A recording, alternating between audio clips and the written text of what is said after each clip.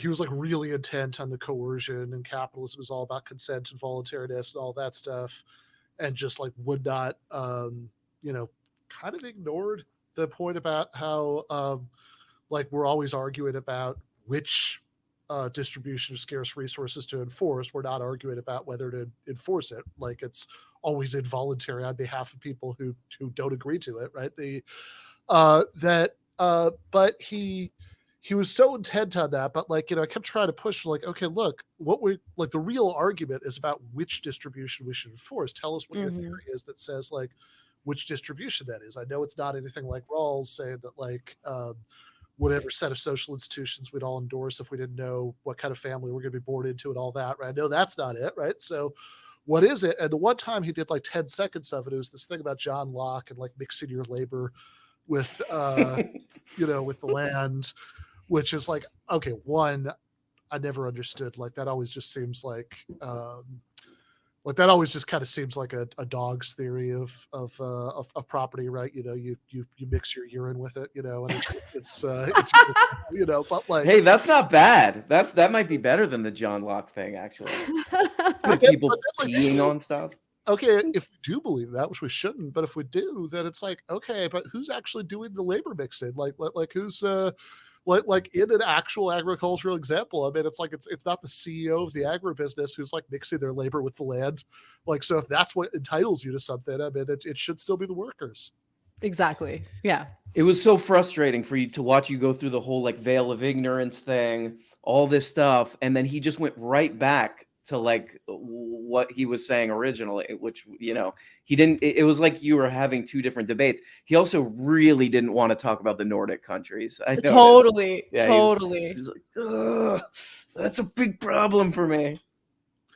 Yeah, because there was like a center-right prime minister in Denmark who said that like Norway's achievements have nothing to do with socialism, which is like, okay. Like, so do you think everybody in Denmark agrees with that? Like, is that like, is Danes just unanimous about it? I mean, they have socialist parties in Denmark. Like they were the ones who actually built that welfare state. What do you think they think? Yeah. You know what? Also, like I saw a debate with Glenn Lowry and Richard Wolff. Did you ever watch that? No, not yet. I remember you. I think I was telling you about that, but there's a part where, Glenn Lowry's an economic conservative. He's kind of like a libertarian. And there's a part in that debate where he's just like, yeah, the Nordic model would probably be better than what we're doing. It's like, oh, all right, okay, cool. Can we have it? Yeah, we'll call it whatever you want. I mean, we call it whatever you want. Who cares? Let's drop the let's call label. It like just do that. Like, I mean, that would be like such a quantum leap forward in terms of what we want to have happen, right? It's like, so we could do like a nationalized oil company and a huge welfare state and like really strong unions. And it's like, okay, cool, Lowryism, let's do it. Sounds great. No. Lowryism, yes, I love that. Absolutely. The other thing I wanted to quickly mention is, he's very focused on coercion, right? Like, coercion. It's so, but I don't know about you guys. We live in a system where if you don't go to work, you end up on the streets. Right. And you die. Like you don't have food, you don't have shelter, you don't have healthcare, you don't have the bare necessities, and you die. I mean, look what happened, midway through the pandemic when certain red states were like, these bolstered unemployment benefits, we got to do away with them. So people are desperate enough to go back to work, even when they don't feel safe doing so in the middle of the pandemic. And we're very open about the idea that that's why they were doing it. That that's coercion. Come on. All of that, like, the government, like all of that right wing stuff during the like late pandemic about government's printing money, so nobody wants to work. How can I compete with this? Like I need them to stop doing this so people go back to work. It's like, really, it was amazing, right? I mean, it's completely giving the game away. That it's like, yeah, this is what you want. Is for people to be desperate enough to work for whatever you're willing to pay them. 100%. I mean, what the Federal Reserve is doing right now with raising interest rates to intentionally increase the unemployment rate to solve inflation, that's another form of coercion, right? For those who maybe have taken their time to get back to work for whatever reason, I better find that job right away. I better be a good worker. I better not ask for a raise. I mean, there's so many coercive elements to the system that we're currently living under, but this guy lives in this fantasy world where he somehow doesn't see it, or either he doesn't see it, which is incredible to me. I don't know if I believe that, or he's just straight up lying about the existence of coercion under a capitalist model. Yeah, I mean, I think it's RM does a better Slavoj Žižek impression than mine, so I won't try to do it. But it's like, it's the ideology, it's the it's a powerful drug, right? That it's like you sort of so totally internalize that ideological assumption that like freedom just means having like everybody getting to keep exactly as much wealth as they can get in a free market. That coercion just means taking it even away, that like, yeah, I mean, look, if you if you don't have a place to live, if you're homeless and you try to squat in a building that's that's owned by some, like, I mean, God, in some cases even now, well, less Russian oligarchs than was the case a couple of years ago, but like, is owned by like the Kingdom of Saudi Arabia in some cases. Like, they'll own all these buildings that they're not using for anything, just like park money there basically as an investment. And it's like, yeah, if you're a homeless person, you try to sleep in that building, right? Then literally the cops are going to come and violently kick you out of it, right? But you're just, but in his view of the world, that just doesn't count as coercion because he thinks it's justified.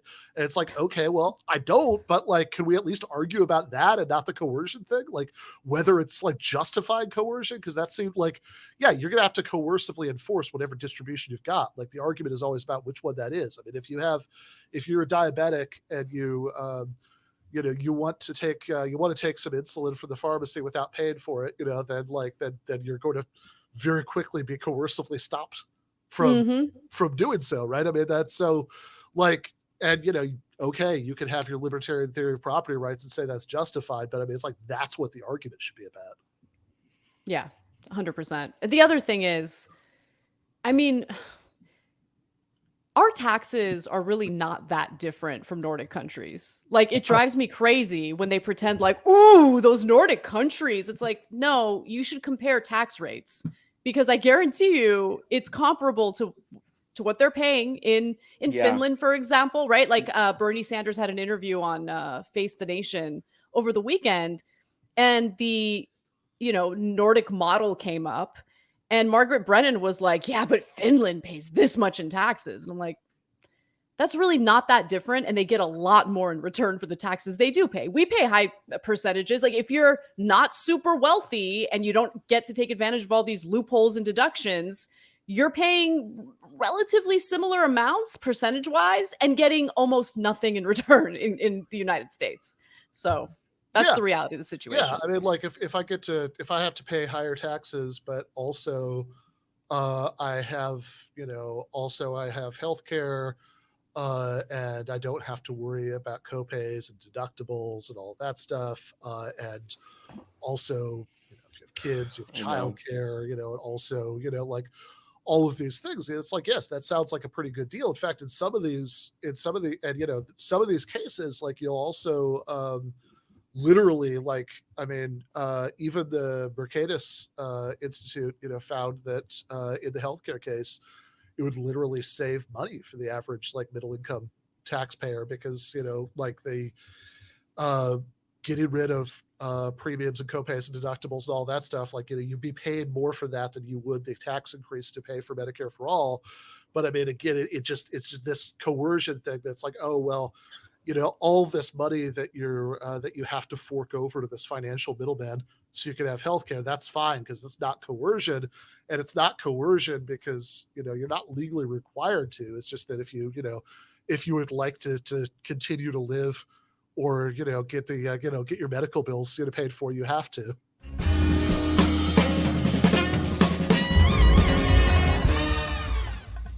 You have been watching free public content from Give Them an Argument.